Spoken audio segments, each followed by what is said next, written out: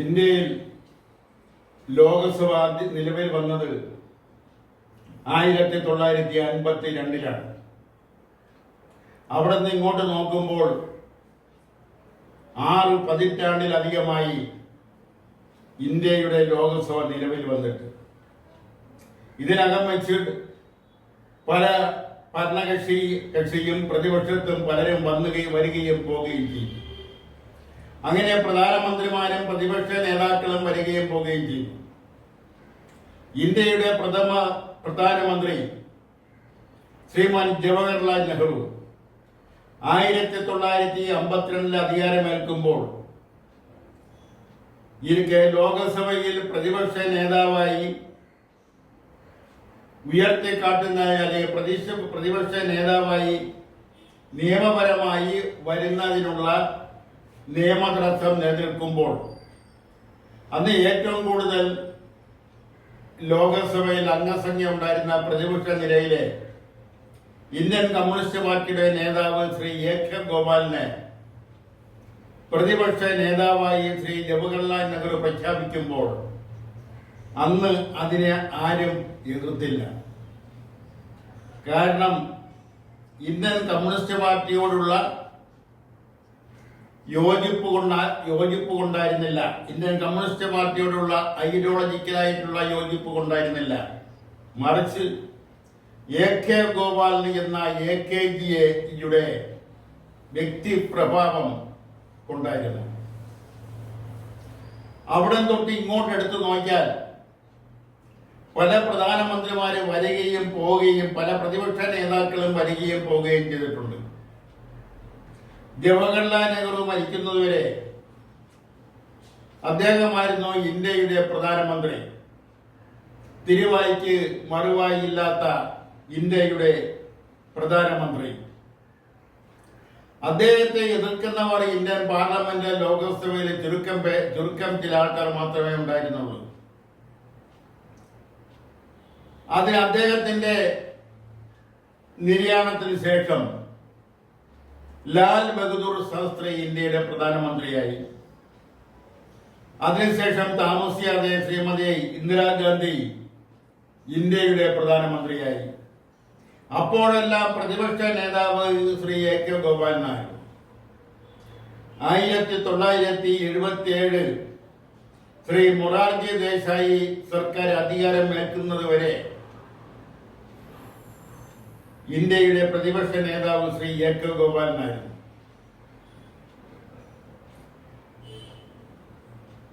അന്നെല്ലാം ഭരണകക്ഷിയും പ്രതിപക്ഷവും തമ്മിൽ രൂക്ഷമായ അഭിപ്രായ ഭിന്നതകൾ ഉണ്ടായപ്പോഴും പാർലമെന്റിൽ ഉണ്ടായപ്പോഴും അപ്പോഴെല്ലാം അവർ പരസ്പരം സ്നേഹവും ബഹുമാനവും ആദരവും നിലനിർത്തിപ്പോന്നു. ശ്രീമതി ഇന്ദിരാഗാന്ധി പ്രധാനമന്ത്രിയാവുമ്പോൾ അന്നും പ്രതിപക്ഷ നേതാവ് ശ്രീ എ.കെ. ഗോപാലനായിരുന്നു. ശ്രീമതി ഇന്ദിരാഗാന്ധി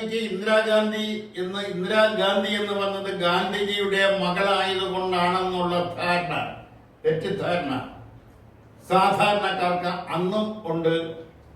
ചെറിയ ഒരു വിഭാഗം ആൾക്കാർക്ക് ഇന്നുമുണ്ട്. ഗാന്ധിജിയുടെ മകളാണ് ഇന്ദിരാഗാന്ധി എന്ന്. അതിന്റെ മറുവശം സത്യം യഥാർത്ഥത്തിൽ അറിയാവുന്നവർ അന്ന് രാഷ്ട്രീയ മണ്ഡലത്തിൽ നിൽക്കുന്നവർക്ക് മാത്രമേ അറിയാമായിരുന്നുള്ളൂ. ഫിറോസ് ഖാൻ എന്ന പാഴ്സി മുസ്ലിം, അവരും ശ്രീമതി ഇന്ദിരാ പ്രിയദർശിനിയും തമ്മിലുള്ള ബന്ധം, ഫിറോസ് ഖാനും ഇന്ദിരാ പ്രിയദർശിനിയുമായിട്ടുള്ള പ്രണയബന്ധം, ആ പ്രണയബന്ധത്തിനോടൊപ്പം അനുബന്ധിച്ചാൽ അവസാനം അവർ വിവാഹിതരാവാൻ തീരുമാനിക്കുകയും ആ വിവാഹത്തെ ജവഹർലാൽ നെഹ്റു അനുകൂലിക്കാതിരുന്ന ഒരു പ്രത്യേക സാഹചര്യത്തിൽ അവർ ഗാന്ധിജിയിൽ അഭയം കണ്ടെത്തുകയും ഗാന്ധിജിയുടെ തന്റെ സങ്കടങ്ങൾ തുറന്നു പറയുകയും, അങ്ങനെ ഗാന്ധിജി ഇടപെട്ട് ജവഹർലാൽ നെഹ്റുവിനോട് സംസാരിച്ചിട്ടും അവർ തമ്മിലുള്ള വിവാഹത്തിന് ജവഹർലാൽ നെഹ്റു അനുകൂലമായ നിലപാട് സ്വീകരിച്ചില്ല.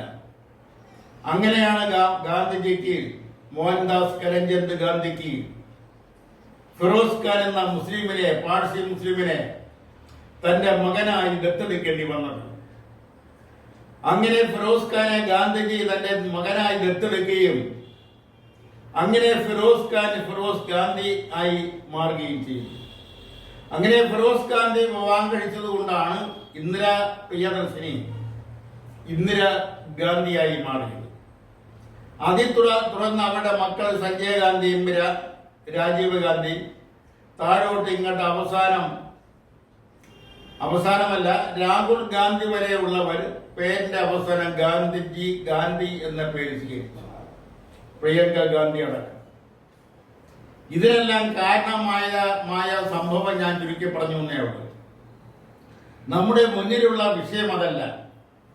കഴിഞ്ഞ ദിവസം ലോകസഭയിൽ പ്രധാനമന്ത്രി നരേന്ദ്രമോദി സർക്കാരിനെതിരെ പ്രതിപക്ഷ നേതാവ് ശ്രീ രാഹുൽ ഗാന്ധി ഉയർത്തിക്കൊണ്ടുവന്ന ആരോപണങ്ങൾ ഹൈന്ദവ വിശ്വാസത്തിൽ അടിയുറച്ച് നിൽക്കുമ്പോൾ തന്നെ ഹൈന്ദവ മതം അക്രമത്തിന്റെ മാർഗമാണ്, അതിൽ വിദ്വേഷവും വൈരുദ്ധ്യവും അതുപോലെ തന്നെ പരസ്പരം സ്പർദ്ധയുണ്ടാക്കുന്നതുമായിട്ടുള്ള പ്രചരണങ്ങളാണ് നരേന്ദ്രമോദി സർക്കാർ പ്രചരിപ്പിക്കുന്നത് എന്നുള്ള ശക്തമായ ആരോപണം പ്രതിപക്ഷ നേതാവ് ശ്രീ രാഹുൽ ഗാന്ധി ലോകസഭയിൽ ഉയർത്തി.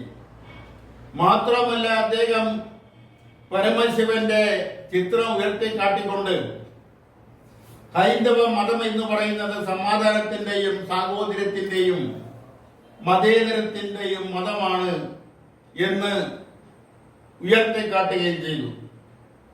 ഇതിനെ ആരും എതിർത്തുമില്ല.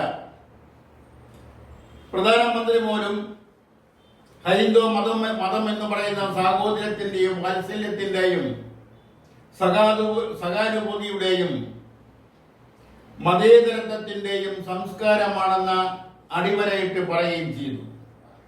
അപ്പൊ ഇതിൽ ആർക്കാണ് സംശയം? ആർക്കും സംശയം ഇല്ല എന്നതൊഴിച്ചാൽ എന്ന് പറഞ്ഞാൽ ഭരണകക്ഷിക്കും പ്രതിപക്ഷത്തിനും ജനങ്ങളുടെ മുന്നിൽ തന്റെ അഭിപ്രായങ്ങൾ, തന്റെ ഭാഗങ്ങൾ ന്യായീകരിക്കുന്നതിന് വേണ്ടി ഉയർത്തി കാണിച്ചുകൊണ്ടുള്ള ചില പ്രവചനങ്ങൾ, ചില പ്രസ്താവനകളാണ് ഹൈന്ദവ മതത്തെ സ്ഥാനത്തും അസ്ഥാനത്തുമായി കൊണ്ടുവരുന്നത്. അതാണ് കഴിഞ്ഞ ദിവസം രാഹുൽ ഗാന്ധിയുടെ ഭാഗത്തു നിന്നുണ്ടായതും അതിനുശേഷം പ്രധാനമന്ത്രിയുടെ ഭാഗത്തു നിന്നുണ്ടായതും. യഥാർത്ഥത്തിൽ ഹൈന്ദവം എന്ന് പറയുന്നത് ഒരു സംസ്കാരമാണ്. അതിന് സിന്ധു നദീതട സംസ്കാരം വരെ അതിന് ബന്ധമുണ്ട്. ഹൈന്ദവ സംസ്കാരം ഒന്നിനെയും ഒരു കാര്യത്തിനെയും നിർബന്ധിക്കുന്നില്ല എന്ന് മാത്രമല്ല, അതിവിശാലമായ ഒരു സംസ്കാരമാണത്. വിശ്വാസിക്കും അവിശ്വാസിക്കും ഹൈന്ദവ സംസ്കാരത്തിൽ വിശ്വസിക്കാം. അതങ്ങനെ ഇരിക്കുമ്പോൾ തന്നെ അതൊരു പ്രത്യേക മതവിഭാഗത്തിന്റെ മാത്രമായി ഉയർത്തിക്കാട്ടുന്നത് അത് പ്രധാനമന്ത്രിയായാലും പ്രതിപക്ഷ നേതാവായാലും മറ്റ് ആരായാലും അത് ശരിയല്ല. എല്ലാ മനുഷ്യരും എല്ലാവരെയും ഏകോദര സഹോദരങ്ങളായി കാണാനുള്ള വിശാലമായ മനസ്സുള്ള ഒരു സംസ്കാരമാണ് ഹൈന്ദവ സംസ്കാരം. ഒരു പക്ഷേ ലോകത്ത് ഇത്രയധികം വിശാലതയുള്ള, ഇത്രയധികം സാഹോദര്യം ഉയർത്തിക്കാട്ടുന്ന, മനുഷ്യത്വം ഉയർത്തിക്കാട്ടുന്ന, കാരുണ്യം ഉയർത്തിക്കാട്ടുന്ന, സഹാനുഭൂതി ഉയർത്തിക്കാട്ടുന്ന മറ്റൊരു സംസ്കാരവും മറ്റൊരു മതവും മറ്റൊരു പ്രത്യയശാസ്ത്രവും ചിലപ്പോൾ ലോകത്ത് ഉണ്ടായെന്ന് വരില്ല. അത്രയധികം വിശാലമാണ് ഹൈന്ദവ സംസ്കാരം. ആ ഹൈന്ദവ സംസ്കാരത്തിൽ അടിയുറച്ചു നിന്നുകൊണ്ട് ഒരാൾ സംസാരിക്കുമ്പോൾ അത് ആരായാലും, അത് പ്രതിപക്ഷത്തു നിന്നായാലും ഭരണപക്ഷത്തു നിന്നായാലും തന്റെ മതേതരത്വത്തിന്റെ മുഖം, സാഹോദര്യത്തിന്റെ മുഖം, കാരുണ്യത്വത്തിന്റെ മുഖം, മനുഷ്യത്വത്തിന്റെ മുഖം, ഏകോദര സഹോദരങ്ങളാണെന്നുള്ള ഏറ്റവും ഉയർന്ന മുദ്രാവാക്യം അത് ഒരിക്കലും കൈവിടാതിരിക്കാൻ അതാരായാലും ശ്രദ്ധിക്കേണ്ടതാണ്. അത് വ്യതിചലിച്ചുകൊണ്ടുള്ള പ്രസ്താവനകളോ പ്രവർത്തനങ്ങളോ പ്രചരണങ്ങളോ പ്രസംഗങ്ങളോ എഴുത്തുകളോ ലേഖനങ്ങളോ അത് ആരുടെ ഭാഗത്തു നിന്നുണ്ടായാലും അത് അംഗീകരിക്കാൻ കഴിയില്ല. അംഗീകരിക്കുന്ന പ്രശ്നവും ഇല്ല. അതുകൊണ്ട് പാർലമെന്റിൽ, ലോകസഭയിൽ രാഷ്ട്രപതിയുടെ പ്രഖ്യാപനത്തിൽ മേലുള്ള ചർച്ചയിൽ നിരവധി പ്രശ്നങ്ങൾ, ജീവകാരുണ്യമായ നിരവധി പ്രശ്നങ്ങളുണ്ട്. ഈ രാജ്യത്ത് ലക്ഷോപലക്ഷം വരുന്ന കോടാനുകോടി വരുന്ന ദുഃഖിക്കുന്നവരുടെ പ്രശ്നങ്ങളുണ്ട്. നിരാലംബരായ മനുഷ്യരുടെ പ്രശ്നങ്ങളുണ്ട്. പട്ടിണി കോലങ്ങളുടെ പ്രശ്നങ്ങളുണ്ട്. സമാധാനം എന്തെന്നറിഞ്ഞിട്ടില്ലാത്ത മനുഷ്യരുടെ പ്രശ്നങ്ങളുണ്ട്. അങ്ങനെ നിരവധി നീറുന്ന പ്രശ്നങ്ങൾ നമ്മുടെ മുന്നിൽ, ഇന്ത്യയുടെ മുന്നിൽ, അത് ഭരണപക്ഷത്തിന്റെ ആയാലും പ്രതിപക്ഷത്തിന്റെ ആയാലും മുന്നിൽ ഉയർന്നു നിൽക്കുമ്പോൾ അതിന് എന്തെങ്കിലും പരിഹാര മാർഗം നിർദ്ദേശിക്കുന്ന പരിഹാരത്തിന് വേണ്ടി സംസാരിക്കുന്നവനോ ഇന്ത്യയിലെ മനുഷ്യർ അനുഭവിക്കുന്ന കെടുതികൾ, പട്ടിണികൾ, ആരോഗ്യപരമായ പ്രശ്നങ്ങൾ, സാമൂഹികവും സാമുദായികവുമായിട്ടുള്ള സ്പർദ്ധകൾ, അതെല്ലാം മാറ്റി കിട്ടുന്നതിന് വേണ്ടി ഹൈന്ദവ സംസ്കാരത്തിൽ പറയുന്നത് പോലെ ഏകോദര സഹോദരങ്ങളെ പോലെ ഭാരതത്തിലെ മുഴുവൻ ജനങ്ങളെയും കാണുന്നതിനും അവർക്ക് വേണ്ടി ജീവിക്കുന്നതിനും അവർക്ക് വേണ്ടി ഭരിക്കുന്നതിനും അവർക്ക് വേണ്ടി പൊതുപ്രവർത്തനം നടത്തുന്നതിന് വേണ്ടിയും അവർക്ക് വേണ്ടി രാഷ്ട്രീയ പ്രവർത്തനം നടത്തുന്നതിന് വേണ്ടിയും അവരുടെ വേദനകൾ ഉൾക്കൊണ്ടുകൊണ്ട് അവരുടെ തുടിക്കുന്ന ഹൃദയങ്ങളിലൂടെ രക്തത്തിലൂടെ സഞ്ചരിച്ചുകൊണ്ട് പുതിയ ഒരു മാനവ സംസ്കാരം വളർത്തിയെടുക്കുന്നതിന് ഭരണപക്ഷത്തിൽ നിന്നായാലും പ്രതിപക്ഷത്തിൽ നിന്നായാലും ശ്രമിക്കണമെന്ന് മാത്രം ആവശ്യപ്പെട്ടുകൊണ്ട് ഇന്നത്തെ പത്രാധിപരുടെ പ്രതികരണം ഇവിടെ അവസാനിപ്പിക്കുകയാണ്. നന്ദി, നമസ്കാരം.